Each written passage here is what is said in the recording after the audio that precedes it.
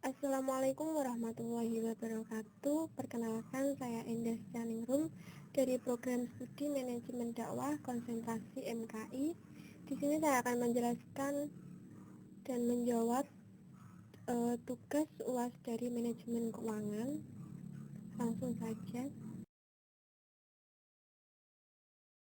menjawab pertanyaan yang nomor 1. Struktural modal merupakan gambaran dari bentuk proporsi finansial perusahaan, yaitu antara modal yang dimiliki yang bersumber dari utang jangka panjang atau long term liabilities dan modal sendiri, shareholders equity, yang menjadi sumber pembiayaan suatu perusahaan. Nah, jelaskan. Utang jangka panjang atau sering juga disebut dengan utang tidak lancar adalah salah satu dari bentuk pembiayaan jangka panjang yang memiliki jatuh tempo lebih dari 1 tahun.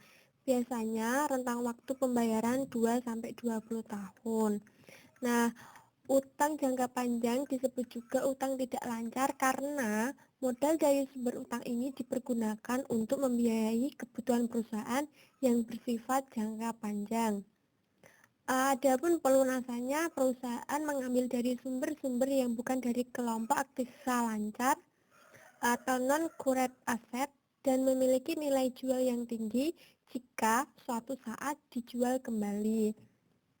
Untuk karena itu, perusahaan menggunakan sumber modal dari dana utang jangka panjang ini dipakai untuk kebutuhan jangka panjang seperti pembelian tanah, pembangunan gedung, bangunan atau pabrik, pembelian mesin, dan untuk membiayai kebutuhan modal kerja yang permanen lainnya. Nah, selanjutnya modal sendiri. Nah, modal sendiri yaitu modal yang berasal dari pemilik perusahaan yang tertanam di dalam perusahaan untuk waktu yang tidak tertentu lamanya. Nah, oleh karena itu, modal sendiri ditinjau dari sudut likuiditas yang merupakan dana jangka panjang yang tidak tentu waktunya. Modal terdiri dari dua sumber, yaitu sumber intern dan ekstern. Modal sendiri yang berasal dari sumber intern dalam bentuknya keuntungan yang dihasilkan perusahaan. Nah, yang berasal dari sumber ekstern itu modal yang berasal dari pemilik perusahaan. Nah, modal yang berasal dari pemilik perusahaan terdiri dari berbagai macam bentuk hukum dari masing-masing perusahaan yang bersangkutan. Nah, dalam PT modal yang berasal dari pemilik ialah modal saham. Secara garis besar, struktur modal dapat dibedakan menjadi dua. Yang pertama, simple capital struktur, yaitu jika perusahaan hanya menggunakan modal sendiri saja dalam struktur modalnya. Nah, yang kedua, kompleks capital struktur, yaitu jika perusahaan tidak hanya menggunakan modal sendiri, tetapi juga menggunakan modal pinjaman dalam struktur modalnya. Nah, selanjutnya modal sendiri. Nah, modal sendiri yaitu modal yang berasal dari pemilik perusahaan yang tertanam di dalam perusahaan untuk waktu yang tidak tertentu lamanya. Nah, oleh karena itu, modal sendiri ditinjau dari sudut likuiditas yang merupakan dana jangka panjang yang tidak tentu waktunya. Modal terdiri dari dua sumber, yaitu sumber intern dan ekstern. Modal sendiri yang berasal dari sumber intern dalam bentuknya keuntungan yang dihasilkan perusahaan. Nah, yang berasal dari sumber ekstern itu modal yang berasal dari pemilik perusahaan. Nah, modal yang berasal dari pemilik perusahaan terdiri dari berbagai macam bentuk hukum dari masing-masing perusahaan yang bersangkutan.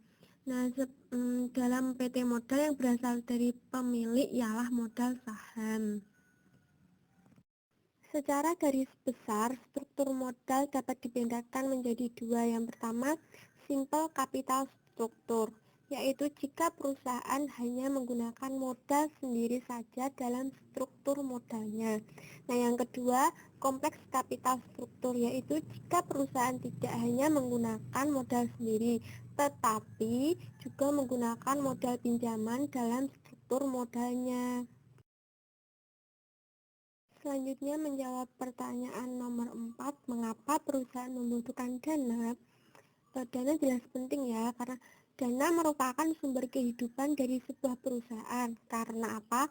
Karena dibutuhkan baik untuk operasional perusahaan maupun investasi perusahaan. Nah, tanpa dana, suatu perusahaan tidak dapat berjalan seperti semestinya, tidak akan berjalan lancar, tidak sesuai dengan rencana atau tujuan. Nah, mengapa sumber dana ini membutuhkan dana jangka panjang? Karena apa? Karena pendanaan untuk memenuhi kebutuhan perusahaan yang pengembaliannya dalam jangka waktu yang lama dari manfaat yang akan dirasakan dalam waktu yang lama juga. Umumnya sumber ini sekitar 5 hingga 10 tahun periode. Dan mengapa gitu? Karena kebutuhan dana dalam jumlah besar yang dibutuhkan untuk investasi perusahaan. Laba di tangan perusahaan tidak mencukupi atau tidak ada untuk memenuhi kebutuhan pendanaan perusahaan. Misalnya, sebuah perusahaan yang ingin melakukan pengembangan usaha seperti ingin membeli aset tetap atau berupa tanah, mesin atau pembangunan pabrik baru akan memerlukan tambahan dana segar dalam jumlah yang sangat besar. Pendanaan jangka pendek tentu tidak akan sanggup mengatasinya karena jumlahnya yang relatif kecil, maka dibutuhkan sumber dana jangka panjang untuk memenuhinya. Selanjutnya nomor 5, seberapa penting akuntansi dalam sebuah perusahaan? Nah, akuntansi dalam perusahaan sangat-sangat penting. Peran akuntansi dalam dunia bisnis adalah sangat penting karena apa?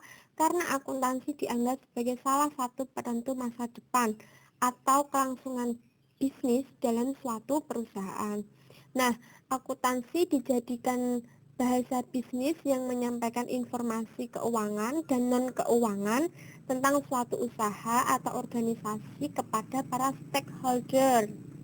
Nah, sangat penting kan? Adapun manfaatnya yang pertama untuk membuat laporan.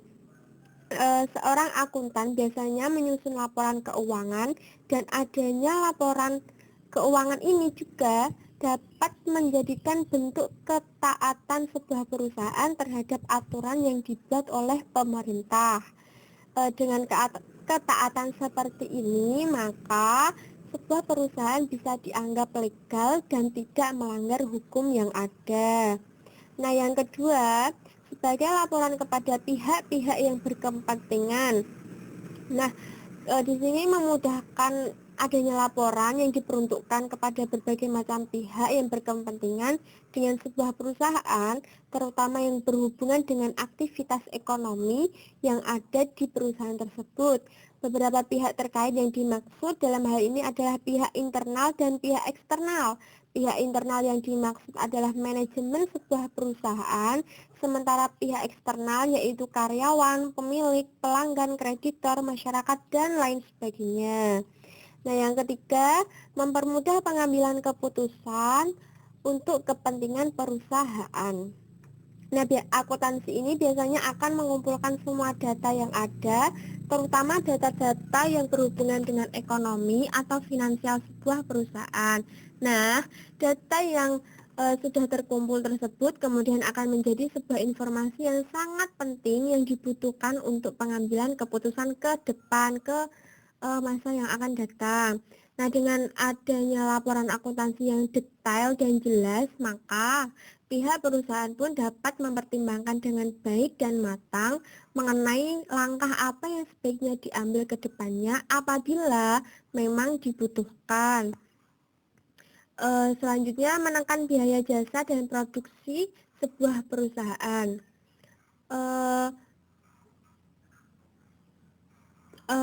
Pernahkah mendengar sebuah perusahaan dengan penjualan yang tinggi belum berarti perusahaan tersebut akan untung? Hal ini karena penjualan yang tinggi memang akan meningkatkan omset untuk perusahaan. Namun di sisi lain, biaya untuk pengeluaran pun akan meningkat, akan besar. Misalnya biaya produksi, distribusi, dan lain sebagainya. Nah, akuntansi akan memberikan data yang mendetail mengenai hal ini, termasuk dana untuk produksi mana yang bisa dikurangi dan lain sebagainya. Tentu cara ini bisa menekan biaya produksi dengan baik untuk mendapatkan keuntungan yang lebih banyak. Intinya kita berbicara mengenai efisiensi yang bisa dilakukan semaksimal mungkin karena efisiensi ini berdampak sangat baik terhadap pendapatan yang bisa diperoleh oleh sebuah perusahaan seperti itu.